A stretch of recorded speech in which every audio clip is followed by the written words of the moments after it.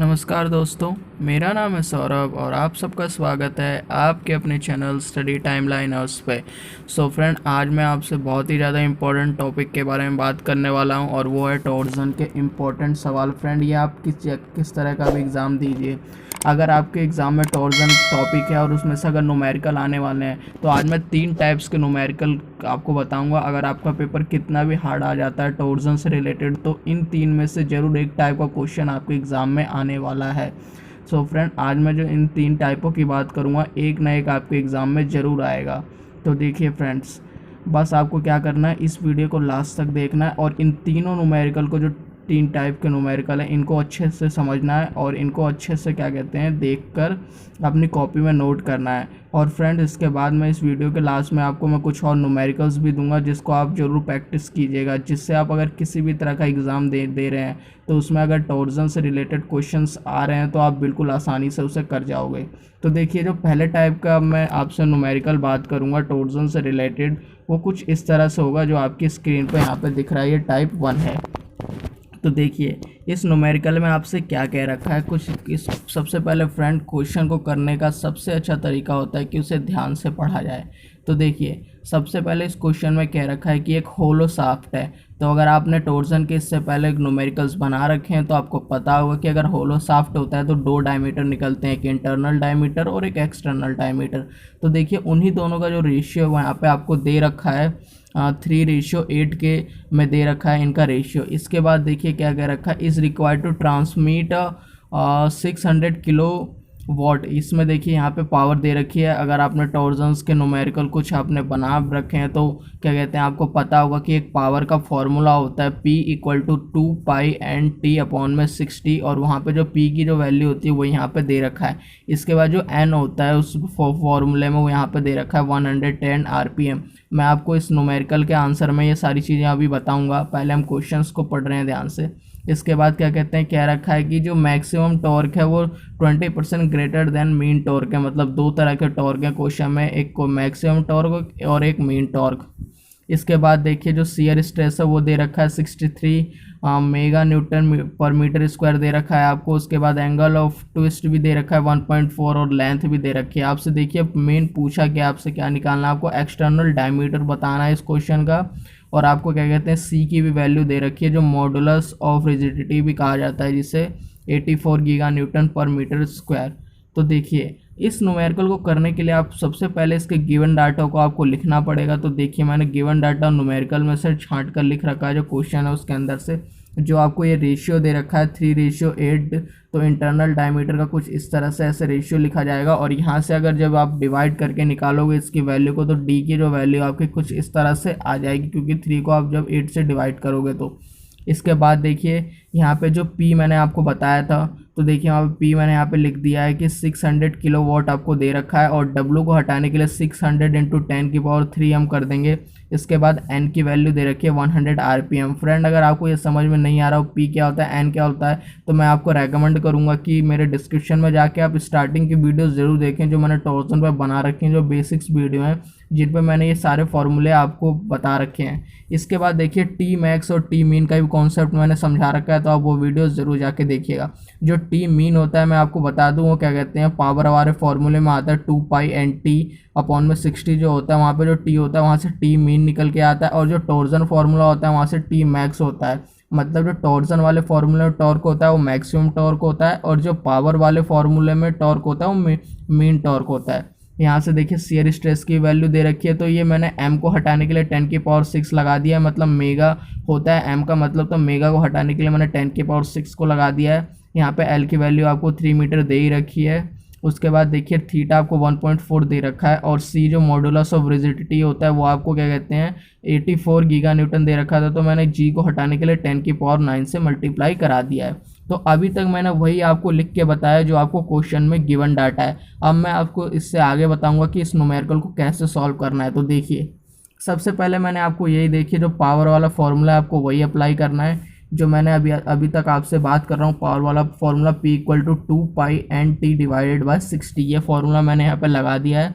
इसके बाद देखिए, यहाँ से अब T को क्या कहते हैं आपको यहाँ पे देखिए, यहाँ पे क्या कहते हैं आपको टी की वैल्यू निकालनी है, तो टी की वैल्यू मैंने टी को इधर लेके चला गया हूँ मैं, इसलिए अब टी मीन और रह गया। तो ये क्या कहते हैं पी इंटू 60/2 पाई एन कुछ इस तरह से बन गया है। तो यहाँ पे देखिए आपको सारी वैल्यूज़ गिवन है, आपको पी भी दे रखा है क्वेश्चन में, उसके बाद एन भी दे रखा है और पाई और क्या कहते हैं और सब सारी चीज़ें तो हैं। तो देखिए यहाँ से मैं इसको मल्टीप्लाई करके अगर मैं आंसर निकाल लूँगा तो मेरे पास जो टी मीन की वैल्यू कुछ इस तरह से आएगी न्यूटन मीटर में। लेकिन जो मुझे वैल्यू चाहिए वो टी मैक्स की चाहिए। तो टी मैक्स की मैंने क्या कहते हैं आपको एक रिलेशन यहाँ पे दे रखा है, जो आपने देखा होगा कि जो टी मीन है वो 1.20 टी मैक्स का है, मतलब ये क्वेश्चन में भी दे रखा है। मैं आपको दिखा देता हूँ, ये देखिए जो दे रखा है, जो मैक्सिमम टॉर्क है वो being 20% greater than the mean torque, जो मतलब जो मैक्सिमम टॉर्क है वो 20% ज़्यादा है मीन टॉर्क से, इसीलिए मैंने 1.2 लिख कर क्या कहते हैं मीन टॉर्क को मल्टीप्लाई करके उसको टी मैक्स के बराबर रख दिया है। तो देखिए इसी रिलेशन का हम यूज़ यहाँ पे करेंगे और इसको सॉल्व करेंगे। तो देखिए जो मेरी क्या कहते हैं टी मीन की वैल्यू आई है उसे 1.2 से मल्टीप्लाई करके मैंने टी मैक्स की वैल्यू निकाल ली। तो टी मैक्स की वैल्यू कुछ इस तरह से आ गई है। इसके बाद देखिए फ्रेंड, अब यहाँ पे आपको पता होगा ये टॉर्जन फार्मूला है जो आप यहाँ पे देख रहे हो, ये होता है टॉर्जन फार्मूला। और आपको ये भी पता होगा कि जो टॉर्जन फार्मूला होता है उसमें हम क्या कहते हैं 3 स्टेप्स होते हैं, या फिर मैं कहूँ कि 3 चीज़ें होती हैं। एक ये है, इसमें देखिए एक ये है, एक ये है और एक ये। हमें हमेशा 2 चीज़ों का उपयोग करके आंसर्स को निकालना होता है। तो देखिए हम इसमें 2 केसों से डी की वैल्यू निकालेंगे, और मतलब जिससे डी की वैल्यू ज़्यादा आएगी हम उसी डी की वैल्यू को हम पहले रेकमेंड करेंगे। तो देखिए सबसे पहले मैं पहले केस में इन दोनों चीज़ों का यूज़ करूँगा और डी की वैल्यू निकालने की कोशिश करूँगा। उसके बाद मैं अगले स्टेप में इन 2 चीज़ों का यूज़ करूँगा और डी की वैल्यू निकालने की कोशिश करूँगा। तो देखिए सबसे पहले मैं पहले केस में इन 2 चीज़ों का इस्तेमाल करने जा रहा हूँ। तो देखिए इसके हिसाब से आपको ये भी पता होगा कि क्या कहते हैं, जब हम टी मैक्स, यहाँ पर जो ये टी है ये टी मैक्स है। तो देखिए जब हम टी मैक्स का यूज़ करेंगे तो इक्वेशन कुछ इस तरह से बन जाती है, क्योंकि शियर स्ट्रेस अपॉन में पाई/16 डी की पावर 4 माइनस डी की पावर 4 अपॉन में डी, ये बेसिक इक्वेशन होती है। अगर टॉर्जन फार्मूले में अगर टॉर्क निकाल रहे हो तो आपको ये बेसिक फार्मूला होगा, और मुझे लगता है आपको ये पता होगा। तो देखिए यहाँ से मेरे पास सारी चीज़ें गिवन है। तो देखिए यहाँ पे मैंने क्या कहते हैं टी मैक्स निकाला है, टी मैक्स मैंने पुट कर दिया, शियर स्ट्रेस मुझे गिवन है, पाई/16 मैंने ऐसे रख दिया। जो भी समझने वाली चीज़ें हैं वो यहाँ पर है। यहाँ पे देखिए जो डी की पावर 4 मैंने ऐसे लिख दिया है।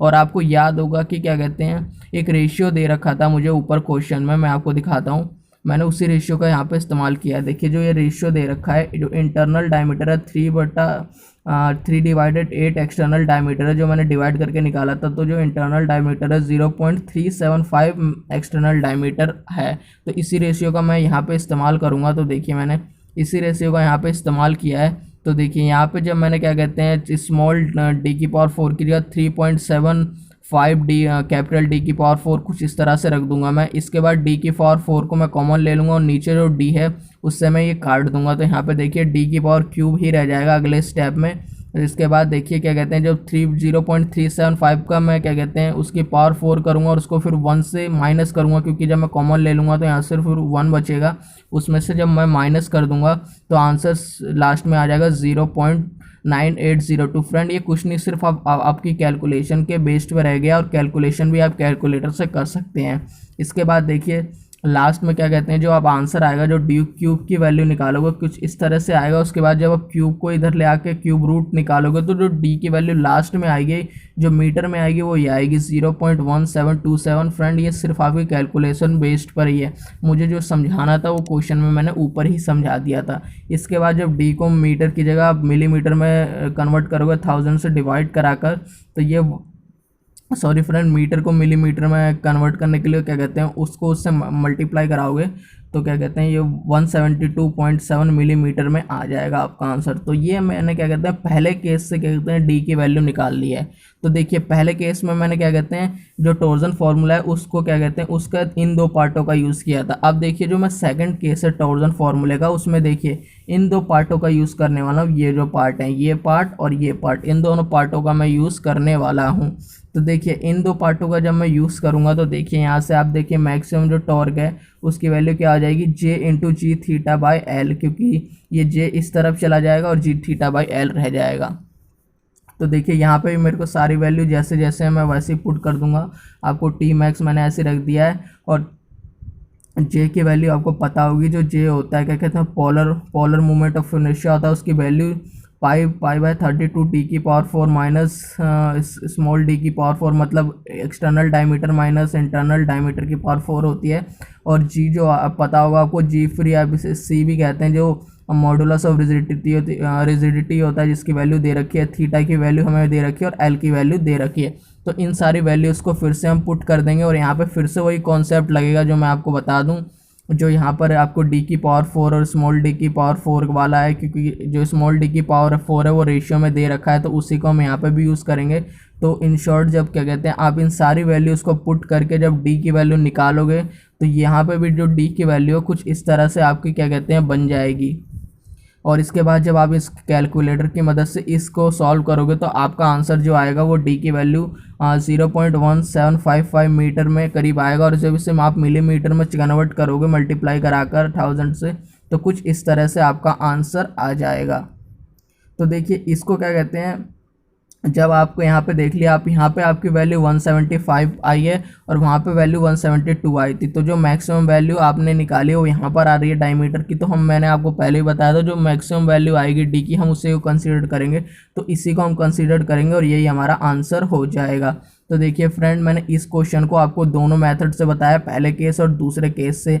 और अगर आपको ये न्यूमेरिकल आता है आपके एग्जाम में, तो आपको दोनों ही केस से ऐसे करके पूरा अच्छे तरह से, जैसे मैंने एक एक स्टेप आपको निकाल के दिखाया, पहले पी निकाला है मतलब पावर के फॉर्मूले से, टी मीन निकाला है, फिर टी मैक्स निकाला है, फिर पहले केस में फिर क्या कहते हैं इन दोनों पार्ट का यूज़ किया है, फिर दूसरे वाले केस में मैंने क्या कहते हैं इन दोनों पार्ट का यूज़ किया है। आपको ये दो पार्ट हैं। तो फ्रेंड आपको ऐसे ही करके पूरे एग्ज़ाम में दिखाना है और आपको अच्छे से मार्क्स मिलेंगे। और उसके बाद जो डी की वैल्यू जिस भी केस में मैक्सिमम आएगी आपको वही लेनी है। तो फ्रेंड ये था पहले टाइप का क्वेश्चन जो आपके एग्ज़ाम में आने के पूरे चांसेस हैं, अगर आपका टॉर्जन से रिलेटेड सिलेबस है तो देखिए अब मैं आपसे दूसरे टाइप के न्यूमेरिकल की बात करूंगा। ये टाइप 2 का न्यूमेरिकल है, ये कैसे होगा मैं आपको देखिए बताऊंगा। तो देखिए दूसरे टाइप का न्यूमेरिकल का क्वेश्चन कुछ इस तरह से है।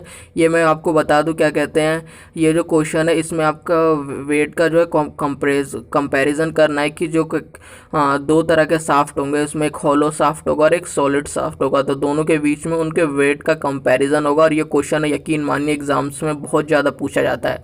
तो देखिए इस क्वेश्चन को बताने से पहले मैं आपको एक चीज़ बता देना चाहता हूँ कि क्या कहते हैं, जब भी जो वेट ऑफ ए साफ्ट होता है, मतलब उस वेट ऑफ ए साफ्ट को कैपिटल W से डिनोट किया जाता है कुछ इस तरह से। तो उसका जो फॉर्मूला होता है वो होता है एरिया इंटू लेंथ इंटू में जो स्मॉल w दिख रहा है आपको, ये वेट डेंसिटी होती है। मतलब एरिया इंटू में लेंथ इंटू में वेट डेंसिटी, ये भी किसी भी साफ्ट का क्या कहते हैं, ये वेट ऑफ ए साफ्ट निकालने का फॉर्मूला होता है, चाहे वो होलो साफ्ट हो या फिर सॉलिड साफ्ट हो।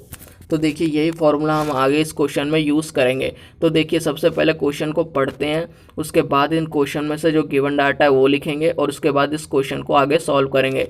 तो देखिए आपकी स्क्रीन पर कुछ इस तरह से क्वेश्चन आ गया होगा। तो देखिए फ्रेंड मैंने इस क्वेश्चन को पढ़ लिया और मैं अब आपको क्या कहते हैं बिना टाइम वेस्ट किए आपको पहले गिवन डाटा लिख के दिखा देता हूँ, आप इस क्वेश्चन को पढ़ लेना। तो देखिए सबसे पहले मैं आपको बता दूँ इस क्वेश्चन में क्या क्या चीज़ें दे रखी हैं। इस क्वेश्चन में दे रखा है कि एक होलो साफ्ट है और एक सॉलिड साफ्ट है, और जो होलो साफ्ट है उसको आपको पता होगा उसका दो प्रकार का डायमीटर होगा। जो भी होलो साफ्ट होगी, एक इंटरनल डायमीटर और एक एक्सटर्नल डायमीटर। तो उन दोनों का जो पहले वाला क्वेश्चन था उसी की तरह इसमें भी रेशियो दे रखा है। सॉलिड साफ्ट और जो होलो साफ्ट है उसका डायमीटर का रेशियो है इंटरनल डायमीटर और एक्सटर्नल डायमीटर में 2/3 का। तो देखिए यही रेशियो मैंने यहाँ पे शो करके आपको दिखा रखा है। और इसमें देखिए मैं आप एक चीज़ और बता देता हूँ, क्या कहते हैं जो सॉलिड साफ्ट होगा उसके जो मैं डायमीटर होगा मैं उसको इस तरह से डिनोट करूँगा DS, मतलब इस D के नीचे स्मॉल एक S रहेगा, और उसके बाद जो होलो साफ्ट रहेगा उसे DH और इस स्मॉल DH के थ्रू मैं रिप्रेजेंट करूँगा। तो इस क्वेश्चन में मैं आगे ऐसे ही रिप्रेजेंट करने वाला हूँ। तो देखिए इस क्वेश्चन में आपको देखिए निकालना क्या है, compare the wait of the soft, दोनों साफ्ट के वेट के कंपेयर करना है आपको। और देखिए इस क्वेश्चन को करने के लिए आपको जो पहला स्टेप होता है वो टॉर्क निकालना पड़ता है दोनों में, सॉलिड साफ्ट में भी और होलो साफ्ट में भी। और मैं आपको बता दूं जब आप इस क्वेश्चन को पढ़ोगे तो आपको पता चलेगा कि इन दोनों का जो टॉर्क होता है वो भी सेम दे रखा है। तो उस चीज़ को हम आगे यूज़ करेंगे। सबसे पहले देखिए हम क्या कहते हैं टॉर्क जो सॉलिड साफ्ट का निकालेंगे। तो देखिए टॉर्क निकालने का ये फॉर्मूला होता है टी एस मैंने इसलिए लिखा है क्योंकि ये सॉलिड शाफ्ट का टॉर्क है, तो ये जो टॉर्क होता है वो क्या कहते हैं, शियर स्ट्रेस इंटू पाई/16 डी एस की क्यूब होता है। ये हम सबको पता है, ये फॉर्मूला होता है टॉर्क निकालने का टॉर्जन फार्मूले के थ्रू। तो देखिए ये पहली क्वेश्चन आपकी बन जाएगी, जो टॉर्क आप सॉलिड शाफ्ट के लिए निकालोगे। इसके बाद देखिए आप टॉर्क कब निकालोगे, क्या होलो शाफ्ट के लिए, तो होलो शाफ्ट में आपको पता है कि क्या कहते हैं, 2 डायमीटर होंगे आपके पास। तो देखिए जब 2 डायमीटर होंगे तो आपकी जो इक्वेशन बन जाएगी टॉर्क जो होलो शाफ्ट को निकालने के लिए कुछ इस तरह से बन जाएगी, शियर स्ट्रेस इंटू पाई/16 डी एच की पावर 4 अब माइनस स्मॉल डी एच की पावर 4 अपॉन में डी एच। तो यहाँ पे देखिए जो रिलेशन आपको ऊपर क्वेश्चन में दे रखा है, जो क्या कहते हैं इंटरनल डायमीटर है वो 2/3 एक्सटर्नल डायमीटर के बराबर है, उसी का मैंने इस्तेमाल किया, जैसे मैंने प्रीवियस क्वेश्चन में इस्तेमाल किया था। तो आपको अब समझ में आ गया होगा। तो देखिए इसका मैं क्या कहते हैं, यहाँ से अब डी एच की पावर 4 को कॉमन ले लूँगा और नीचे भी डी एच है तो वहाँ से कट जाएगा, तो फिर डी एच का क्यूब ही बचेगा। और यहाँ से भी क्या कहते हैं, मैं इसकी पावर 4 करके इसको 1 में से घटा दूंगा। तो देखिए जब इसको मैं घटा दूंगा तो कुछ इस तरह से लास्ट में आंसर आपका आ जाएगा। जो शियर स्ट्रेस है होलो शाफ्ट के लिए, माफ कीजिएगा, जो टॉर्क है होलो शाफ्ट के लिए, कुछ इस तरह से उसकी इक्वेशन आ जाएगी। तो ये दूसरी इक्वेशन हो जाएगी। तो देखिए क्वेश्चन में आपको जब आप पढ़ोगे तो आपको पता चलेगा कि दोनों क्या कहते हैं सॉलिड और होलो शाफ्ट हैं, दोनों शाफ्ट का जो टॉर्क है वो सेम है। तो मैंने उन दोनों टॉर्क को इक्वल में रख दिया है। जो सॉलिड शाफ्ट के लिए निकाला है जो इक्वेशन 1 है, और जो होलो शाफ्ट के लिए निकाला है इक्वेशन 2 है। तो उन दोनों को जब मैंने बराबर में रख दिया है तो कुछ इस तरह से क्वेश्चन बन गई। तो मैंने शियर स्ट्रेस को यहाँ से काट दिया है, पाई/16 को पाई/16 से काट दिया है। और उसके बाद देखिए जब क्या कहते हैं ये डी एस क्यूब और 60/5 अपॉन में 81 डी एच क्यूब यही सिर्फ बचा है। तो इसको मैं कुछ सॉल्व करूंगा। तो आप जब सॉल्व करोगे तो मैं डी एच की फॉर्म में अगर इसका आंसर निकालना चाहूँ तो कुछ इस तरह से आ जाएगा 1.08 डी एस। आप डी एस के फॉर्म में भी आंसर निकाल सकते हो, डी एच के फॉर्म में भी निकाल सकते हो। इसके बाद देखिए फ्रेंड यहाँ तक तो आ गया आपका क्या, इसको आगे आप यहाँ से सॉल्व नहीं कर सकते क्योंकि आगे आपको वैल्यूज़ नहीं गिवन है। और इसमें भी आपको क्या कहते हैं डायमीटर तो निकालना नहीं है, आपको वेट को कंपेयर करना है। तो देखिए इस क्वेश्चन में जो अगला स्टेप क्या होगा, आप कुछ इस तरह से लिखोगे इस क्वेश्चन में, weight of the solid shaft upon में weight of the hollow shaft. आप weight of the hollow shaft upon में weight of the solid shaft भी कर सकते हो, और क्या कहते हैं आप ऐसे भी रख सकते हो। तो देखिए मैंने अभी तक क्या कहते हैं ऐसे ही रखा है, weight of the solid shaft upon में weight of the hollow shaft. तो यहाँ से आपको फॉर्मूला होता है WS/WH। तो मैंने आपको इस न्यूमेरिकल के शुरू होने से पहले आपको बता दिया था सॉलिड शाफ्ट जो शाफ्ट होती है उसका वेट निकालने का फॉर्मूला। तो देखिए यहाँ से आप मैंने यही फॉर्मूला बताया था, A/L/स्मॉल w, और S में यहाँ पर रिप्रेजेंट कर रहा है कि ये सॉलिड शाफ्ट है और H नीचे रिप्रेजेंट कर रहा है कि हॉलो शाफ्ट है। तो मैं आपको बता दूं लेंथ से लेंथ कट जाएगा क्योंकि लेंथ सेम दे रखी है, और W से W भी कट जाएगा क्योंकि वेट डेंसिटी भी उसकी सेम रहेगी। तो देखिए यहाँ पे जो चक्कर आएगा वो सिर्फ और सिर्फ एरिया का ही आएगा, दोनों में, होलो शाफ्ट में भी और सॉलिड शाफ्ट में भी। तो देखिए एरिया आपको पता होगा, जो भी सर्कुलर होता है उसका पाई/4 डी स्क्वायर होता है। तो ऊपर मैंने सॉलिड शाफ्ट का निकाल दिया, नीचे होलो शाफ्ट का निकाल दिया। पाई/4 से पाई/4 यहाँ पे कट जाएगा। उसके बाद देखिए जो नीचे क्या कहते हैं आपका जो सॉलिड शाफ्ट के लिए एरिया होता है ऐसे ही रहेगा, लेकिन जो होलो शाफ्ट के लिए वहाँ पे फिर से वही रेशियो लग जाएगा जो इंटरनल डायमीटर का दे रखा है 2/3। तो वहाँ से फिर से वो जब रेशियो लग जाएगा तो वहाँ से डी एच स्क्वायर को मैं कॉमन ले लूँगा। तो देखिए यहाँ पे कॉमन ले रखा है, फिर मैं 1 में से 4/9 को घटाऊँगा क्योंकि उसका स्क्वायर कर दिया है मैंने। और उसके बाद जब घटाऊँगा उस 4/9 को तो क्या कहते हैं कुछ इस तरह से ये इक्वेशन बन जाएगी। और उसके बाद मैं यहाँ पे 1.08 डी एच स्क्वायर को पुट करूँगा डी एच स्क्वायर की जगह, क्योंकि मैंने यहाँ पे आपको निकाल के दिखा रखा है। आप तो को बस यही स्टेप समझना है कि जो डी एच स्क्वायर है यहाँ पे क्या कहते हैं मैंने ये वाला वैल्यू पुट किया, जो मैं आपको दिखा दूँ। ये वाली वैल्यू जो डी एच की वैल्यू मैंने निकाल रखी है वो यहाँ पे क्या कहते हैं पुट की है मैंने, यहाँ पर ले जाके यहाँ पे पुट की है। और इसके बाद क्या कहते हैं वो जो मैंने 1 - 4/9 होगा वो 5/9 हो जाएगा, और डी एस स्क्वायर से अब डी एस स्क्वायर कट जाएगा। तो सिंपल सा आपका जो रेशियो है वो यहाँ पे निकल के आ जाएगा, ये कुछ इस तरह से रेशियो आएगा। और इसको अगर अब मैंने ऊपर भी आपको बताया था अगर आप होलो शाफ्ट अपॉन में सॉलिड शाफ्ट करते तो रेशियो कुछ इस तरह से आता। तो ये आपका लास्ट में रेशियो वाला आंसर आ जाएगा। तो ये था एक दूसरा क्वेश्चन जो मैंने वेट कंपैरिजन में बताया आपको। और फ्रेंड यकीन मानिए क्वेश्चन बहुत ज़्यादा इंपॉर्टेंट है, आप इस क्वेश्चन को एक बार और देखना तो आपको और अच्छे से ये समझ में आ जाएगा। और अगर कुछ और डाउट हो तो आप मेरे कमेंट सेक्शन में ज़रूर मुझे लिख के बताना, मैं उस डाउट को ज़रूर दूर करने की कोशिश करूँगा। तो देखिए अब मैं आपसे तीसरे और अंतिम टाइप के न्यूमेरिकल की बात करूंगा, जो क्या कहते हैं आपके एग्ज़ाम पॉइंट ऑफ व्यू से काफ़ी ज़्यादा इंपॉर्टेंट है। तो देखिए जो ये तीसरा टाइप का न्यूमेरिकल है, इसमें मैं आपसे बात करने वाला हूँ क्या कहते हैं, जब आप जो मटेरियल यूज़ कर रहे हो क्या कहते हैं उसका आपको अगर परसेंटेज सेविंग निकालना पड़े तो उसको क्या कहते हैं आप कैसे करोगे। तो यहाँ पे जो परसेंटेज सेविंग दे रखा है, मैं आपको बता दूँ ये न्यूमेरिकल काफ़ी हद तक जो आपने दूसरा न्यूमेरिकल किया है जो वेट निकालने वाला कंपैरिजन वाला, उससे काफ़ी ज़्यादा मिलता जुलता है और काफ़ी हद तक स्टेप्स वही फॉलो होने वाले हैं। तो देखिए सबसे पहले आप जब इस न्यूमेरिकल को पढ़ोगे तो आपको फिर से वही पता चलेगा कि इसमें भी दो प्रकार के शाफ्ट हैं, एक सॉलिड शाफ्ट है, एक होलो शाफ्ट है, और दोनों का जो टॉर्क है वो एक जैसा दे रखा है। तो देखिए दूसरे क्वेश्चन की तरह मैं ये ऐसे ही लिख दूंगा, पहले टॉर्क इन सॉलिड शाफ्ट और ऐसे निकाल दूंगा।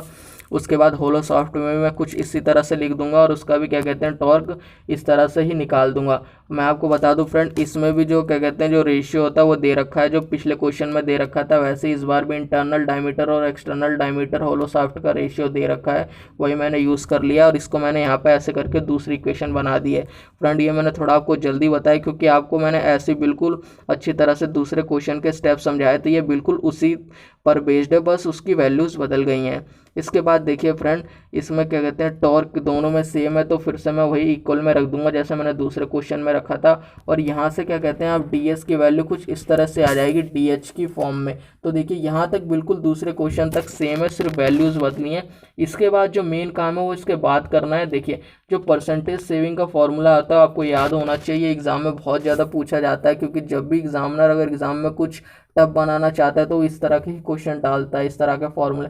तो देखिए परसेंटेज सेविंग का जो फॉर्मूला होता है W/S माइनस W/H अपॉन में WS होता है। मैं आपको बता दूं ये W का मतलब है यहाँ पे वेट, जो आपने पहले क्वेश्चन में निकाला था, मतलब weight of solid shaft minus weight of hollow shaft upon में weight of solid shaft multiply by 100, ये परसेंटेज निकालने के लिए। तो देखिए इसी फॉर्मूले को यूज़ करके हम क्या कहते हैं इस क्वेश्चन को आगे सॉल्व करेंगे। तो देखिए यहाँ से मैं अगर वेट ऑफ सॉलिड शाफ्ट को इससे डिवाइड कर दूँ, फॉर्मूला कुछ इस तरह से ही बन सकता है 1 माइनस WH अपॉन में WS मल्टीप्लाई बाय 100, मैंने वही किया है। इसके बाद देखिए फ्रेंड, जब मैं इस फॉर्मूले को आगे यूज़ करूँगा तो कुछ इस तरह से आपको पता होगा, ये फॉर्मूला जो W का मतलब होता है वेट का, वो मैंने आपको बताया था A into L into small w होता है। तो देखिए L और L ये W कट जाएगा, सिर्फ जो बात आएगी वो सिर्फ एरिया पे मतलब A पर आएगी। तो देखिए जब एरिया पे वो वहाँ बात आ जाएगी तो हम एरिया पुट कर देंगे। तो देखिए पाई बाय फोर ये भी आपस में कट जाएगा, और DH स्क्वायर माइनस अपॉन में स्मॉल DH स्क्वायर अपॉन में DS स्क्वायर कुछ इस तरह से आ जाएगा होलो शाफ्ट और सॉलिड शाफ्ट के लिए, और मल्टीप्लाई 100 तो चल ही रहा है। तो देखिए जब नीचे आप अगले स्टेप में करेंगे तो आपको यहाँ पर 0.6 का स्क्वायर दिख रहा होगा, ये मैंने इसलिए इस्तेमाल किया क्योंकि जो आपको रेशियो दे रखा है इंटरनल डायमीटर और एक्सटर्नल डायमीटर का होलो शाफ्ट में।